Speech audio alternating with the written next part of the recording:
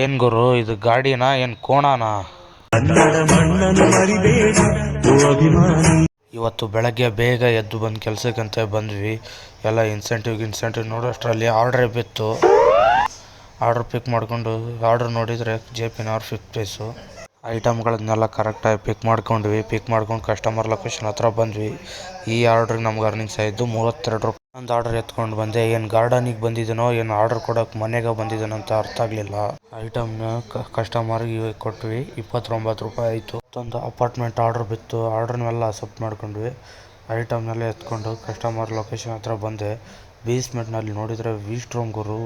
ನಾವು ನೋಡಿದ್ದೆ 250cc, ಇದು ನೋಡಿದರೆ 1000cc. ಈ ಗಾಡಿ ಹೊಡಿಬೇಕಂತಂದ್ರೆ ಬೀಜ ಗಟ್ಟಿರಬೇಕು.